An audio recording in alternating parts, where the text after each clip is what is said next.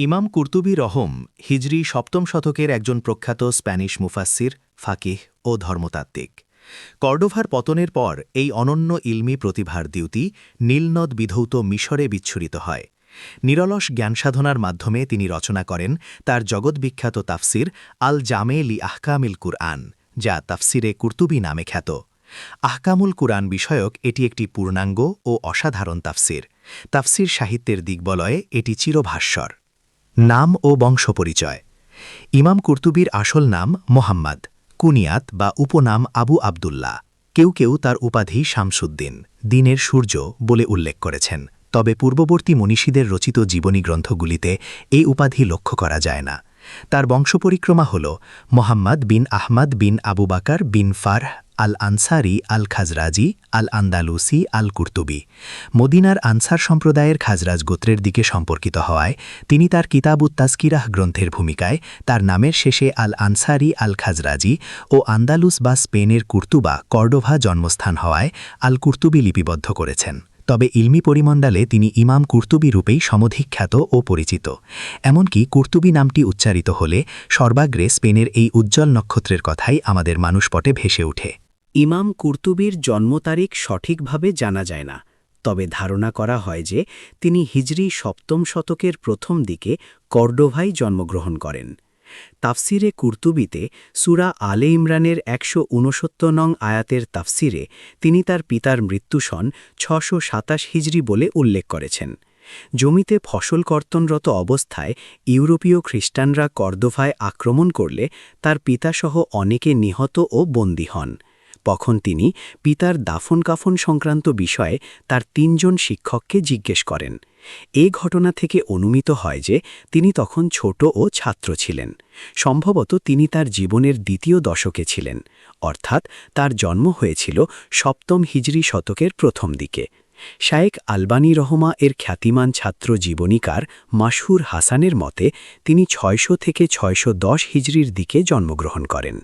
ইমাম কুরতুবীর কিতাউত তাজকিরা গ্রন্থের মুহাক্কিক ড সাদেক বিন মোহাম্মদের মতে ৬২৭ হিজরিতে পিতার মৃত্যু সময় তার বয়স ১৭ থেকে ২৩ বছর ছিল। এ হিসাবে আনুমানিক ৬০৪ থেকে ৬১০ হিজরির মাঝামাঝি সময়ে তিনি জন্মগ্রহণ করেন। আল্লাহই সর্বাধিক অবগত। ইমাম কুরতুবী মুওয়াহিদিন শাসকদের যুগে কর্ডোভায় পিতার কাছে লালিত পালিত হন এবং ৬৩৩ হিজরিতে অর্থাৎ ১২৩৬ খ্রিস্টাব্দে কর্ডোভার পতন পর্যন্ত সেখানে বসবাস করেন। তার পিতা একজন দরিদ্র কৃষক ছিলেন। ৬২৭ হিজরিতে খ্রিস্টানদের হাতে নিহত হওয়ার দিন তিনি জমির ফসল কর্তন করছিলেন। যেমন ইমাম কুরতুবী তার তাফসিরে বলেন, ৬২৭ হিজরির মহিমান্বিত রামাজান মাসের ৩ তারিখ ভোরে শত্রু আক্রমণ করে। আল্লাহ তাকে ধ্বংস করুক। তখন মানুষ খেতে ফসল কাটায় ব্যস্ত ছিল। সে হত্যা করে ও বন্দী করে। নিহতদের মধ্যে আমার পিতাও ছিলেন। আল্লাহ তার উপরে রহম করুন।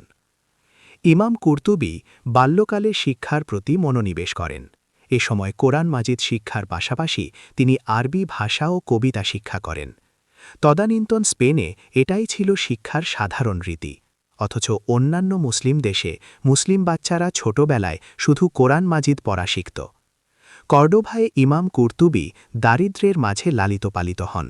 যৌবনকালে তার কাজ সম্পর্কে তিনি বলেন, কর্ডোভার বাইরে অবস্থিত ইহুদিদের একটি কবরস্থান থেকে যৌবনকালে আমি ও আমার বন্ধুরা পশুর পিঠে মাটি বহন করে ছাদের জন্য যারা টানি তৈরি করত তাদের কাছে নিয়ে আসতাম। মুহাক্কিক ড সাদেক বলেন, কুরতুবী তার এই কাজের মাধ্যমে অর্থ উপার্জন করতেন, কারণ যারা ছাদের জন্য সেই টালিগুলি তৈরি করত তারা সাধারণত বিক্রয়ের উদ্দেশ্যেই তা তৈরি করত। বাল্যকালেই ইমাম কুরতুবীর মাঝে দ্বীনি ইলম শিক্ষার প্রতি প্রবল আগ্রহ ও অদম্য স্পৃহা সৃষ্টি হয়েছিল। তিনি এ সময় জ্ঞান চর্চায় ব্যাপৃত থাকতেন। কর্ডোভার বিখ্যাত আলেম ওলামার মজলিসে গিয়ে তিনি জ্ঞান সমুদ্রের মূল্যবান মণিমুক্তা আহরণ করতেন। শুধু শিক্ষক মণ্ডলীর কাছ থেকে জ্ঞানার্জনেই তার জ্ঞানের ক্ষুধা মিটত না, বরং বিভিন্ন বই পুস্তক গভীর অভিনিবেশ সহকারে অধ্যয়ন করে তিনি তার জ্ঞানের দিগন্তকে সম্প্রসারিত করতেন। যেমন তিনি বলেন, যেমনটা আমি বর্ণনা করেছি বা দেখেছি, তিনি আরও বলেন, আমি আন্দালুসে বিশিষ্ট কারি আবু আমর উসমান বিন সাঈদ বিন উসমান মৃ 444 হিজরির অধিকাংশ গ্রন্থ অধ্যয়ন করেছিলাম। অন্যত্র তিনি বলেন, আমি আবু ঈসা তিরমিজির জামে গ্রন্থটি খুঁটিয়ে খুঁটিয়ে দেখেছি এবং এর পুরোটাই শুনেছি। আমি সেখানে এই হাদিসটি পাইনি, তবে অন্য কোনো কপিতে থাকলে তা আল্লাহই সর্বাধিক অবগত। পক্ষান্তরে নাসাইয়ের সুনান গ্রন্থটির কিছু অংশ আমি শ্রবণ করেছি। এর বৃহদাংশ আমার কাছে মজুদ আছে, সেখানেও আমি হাদিসটি পাইনি। তবে সুনানে নাসাইয়ের কতিপয় পাণ্ডুলিপি রয়েছে, হতে পারে অন্য কোনো কপিতে হাদিসটি আছে। আল্লাহই সর্বাধিক অবগত। ইতিহাসের পাতায় দৃষ্টি নিবদ্ধ করলে আমরা দেখতে পাই যে তদানীন্তন সময়ে কর্ডোভা জ্ঞানবিজ্ঞান চর্চায় সর্বোচ্চ শৃঙ্গে আরোহণ করেছিল। সেখানে অনেক সমৃদ্ধ পাঠাগার ছিল। এমনকি বলা হয়েছে যে ইদা মাতা আলেমুন বি ইশবিলিয়াতা ফা উরিদা বাই ও কুতুবিহি হামিলাত ইলা কুর্তুবাতা হাত্তা তুবা আ ফিহা।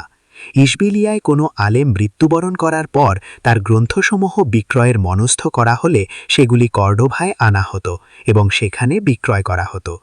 বহু আলেম ওলামা ও সমৃদ্ধ লাইব্রেরিতে ঠাসা ইলমি পরিবেশে ইমাম কুর্তুবীর শিক্ষা জীবনের তরি সঠিক পথেই এগুচ্ছিল। আন্দালুসে থাকা অবস্থায় তিনি যেসব শিক্ষকের কাছ থেকে শিক্ষা অর্জন করেন তারা হলেন ইবনু আবি হাজ্জা মৃ 643 বা 1245 খ্রিস্টি, আবু জাফর আহমদ বিন মোহাম্মদ কাইসি কুর্তুবী ওরফে ইবনু আবি হাজ্জা একজন প্রখ্যাত নাহভি, মুহাদ্দিস, ফাকিহ ও কারি ছিলেন। তিনি ইমাম কুর্তুবীর প্রথম দিকের শিক্ষক ছিলেন। তার কাছ থেকে তিনি ইলমে কিরাআতে ব্যুৎপত্তি লাভ করেন। ঐতিহাসিক মাররা কুশি 634 থেকে 703 হিজরি বলেন, তিলা বিসাবরি ফি বালাদিহি আলা আবি জাফর ইবনি আবি হাজ্জা। তিনি তার দেশে আবু জাফর ইবনু আবি হাজ্জার নিকট 7 কিরাআতে কোরআন পাঠ করেন। কর্ডোভায় খ্রিস্টানদের আকস্মিক আক্রমণে নিহত পিতার গোসল সংক্রান্ত বিষয়ে তিনি তার শিক্ষক ইবনু আবি হাজ্জাকে প্রথম জিজ্ঞেস করেছিলেন। ইমাম কুর্তুবী বলেন, অতঃপর আমি আমাদের শিক্ষক কারি আবু জাফর আহমদ ওরফে ইবনু আবি হাজ্জাকে জিজ্ঞেস করি। তিনি বলেন, তুমি তোমার পিতাকে গোসল দাও এবং তার ওপর জানাজার সালাত পড়ো, কারণ তোমার পিতা যুদ্ধক্ষেত্রে দুলের মধ্যে লড়াইয়ের সময় নিহত হননি। 2 রাবি বিন আব্দুর রহমান 569 থেকে 632 বা 1235 খ্রিস্টি, আবু সুলাইমান রাবি বিন আব্দুর রহমান বিন আহমদ বিন আব্দুর রহমান বিন রাবি আশারি কর্ডোভার অধিবাসী এবং এর শেষ বিচারক ছিলেন।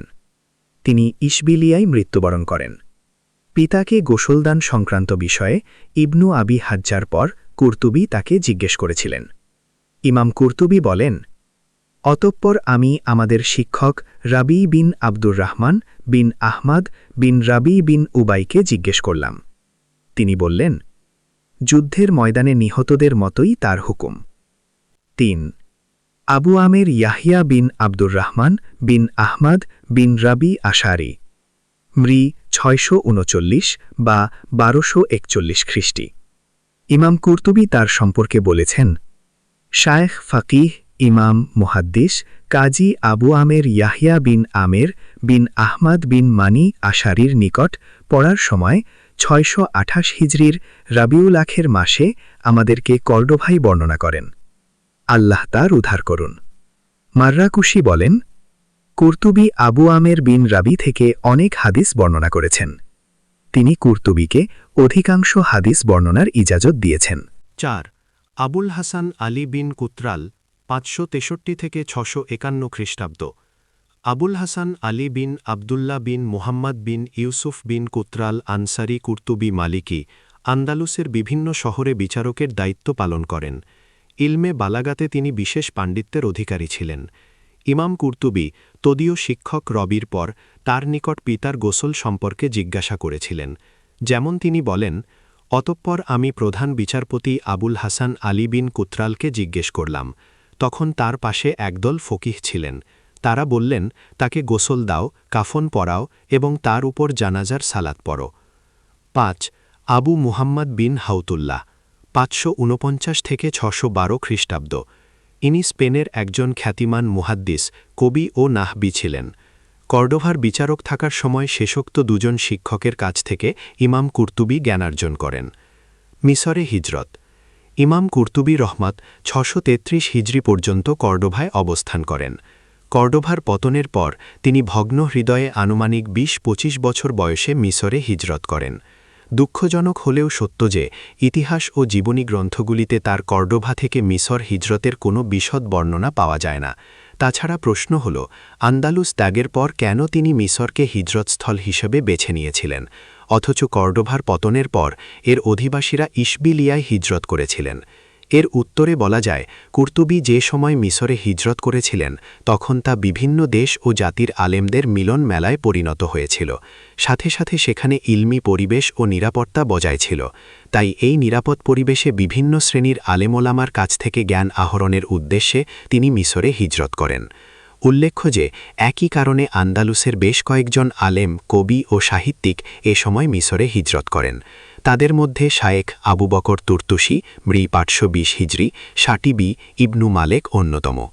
দ্বিতীয়ত, তদানীন্তন সময়ে আব্বাসীয় খেলাফতের রাজধানী ইরাকের বাগদাদ আলেমোলামার পদভারে মুখরিত থাকত, অথচ তিনি সেখানেও হিজরত করেননি। এর কারণ হিসাবে বলা যায়, সম্ভবত তিনি রাজধানীর ডামাডোল থেকে দূরে থাকতে চাচ্ছিলেন। কারণ রাজধানী তো রাজনৈতিক ঘটনাবলীর কেন্দ্রবিন্দু, ফিতনা, ফাসাদ ও শত্রুপক্ষের আক্রমণের লক্ষ্যবস্তু হয়ে থাকে। যদি কুরতুবীর মিসরে হিজরত করার এটিই কারণ হয়ে থাকে, তবে তার ধারণা সত্যে পরিণত হয়েছিল। কারণ তিনি মিসরে অবস্থানকালীন সময়ে হালাকু খান ও তার সেনাবাহিনী বাগদাদ আক্রমণ করে লক্ষ লক্ষ মানুষকে এবং অধিকাংশ আলেম ও ফকিহকে হত্যা করে। মিসরে আসার পর তিনি সেখানকার বিভিন্ন শহরে নগরে পরিভ্রমণ করে ইলমে দিন হাসিল করেন। এগুলির মধ্যে উল্লেখ্য হল: আলেকজান্দ্রিয়া। মিসরে হিজরত করে ইমাম কুরতুবী সর্বপ্রথম এই অনিন্দ সুন্দর শহরে আসেন। এখানে তিনি বেশ কিছুদিন অবস্থান করেন এবং আবুল আব্বাস কুরতুবী ওরফে ইবনুল মুজাইয়িন 598 থেকে 656 হিজরি 1258 খ্রিস্টাব্দে, আবু মুহাম্মদ ইবনু রাওয়াজ এবং আবু মুহাম্মদ আব্দুল মুতি লাখমির নিকট থেকে জ্ঞান আহরণ করেন। আবুল আব্বাস কুরতুবী মালেকি মাজহাবের শীর্ষস্থানীয় আলেম ছিলেন। তিনি আলেকজান্দ্রিয়ায় এসেও স্থায়ীভাবে বসবাস করেন। ইলমে হাদিস, ফিকহ এবং আরবি ভাষা ও সাহিত্যে গভীর মনীষার অধিকারী এই মহান মনীষী আল মুফহিম ফি শারহে সাহি মুসলিম নামে মুসলিমের একটি সারা লিখেন। ইমাম নাববী সাহি মুসলিমের সারা লেখার সময় এর দ্বারা উপকৃত হন। ঐতিহাসিক ইবনু ফারহুন ও মাক্কারি বলেন, সামিআ মিনা শাইখে আবিল আব্বাস আহমদ ইবনে ওমর আল কুরতুবী মুআল্লিফিল মুফহিম ফি শারহে মুসলিম বা আদা হাদা শারহা। তিনি আল মুফহিম ফি শারহে মুসলিম প্রণেতা শায়েখ আবুল আব্বাস আহমদ বিন ওমর কুরতুবীর কাছ থেকে এই শারাহ এর কিয়দংশ শুনেছেন। ইমাম কুরতুবী তার শিক্ষক মণ্ডলীর মধ্যে তার নাম উল্লেখ করেছেন, তার গ্রন্থাবলী দ্বারা উপকৃত হয়েছেন এবং তার নিকট থেকে অনেক হাদিস বর্ণনা করেছেন। তিনি তাকে আমাদের শায়েখ, ফাকিহ ও ইমাম, মহাক্কিক আলেমদের অন্যতম প্রভৃতি গুণে বিভূষিত করেছেন। ইমাম কুরতুবী বলেন, আমি আমাদের শিক্ষক ইমাম আবুল আব্বাস আহমদ বিন ওমর কুরতুবীর কাছ থেকে আলেকজান্দ্রিয়া সমুদ্র বন্দর এলাকায় শ্রবণ করেছি। হাদিসে নববীর তাখরিজ, এর দুর্লভ শব্দের ব্যাখ্যা বিশ্লেষণ ও দুর্বোধ্য বিষয়সমূহের সমাধানে কুরতুবী তার এই শিক্ষক দ্বারা প্রভাবিত হয়েছে।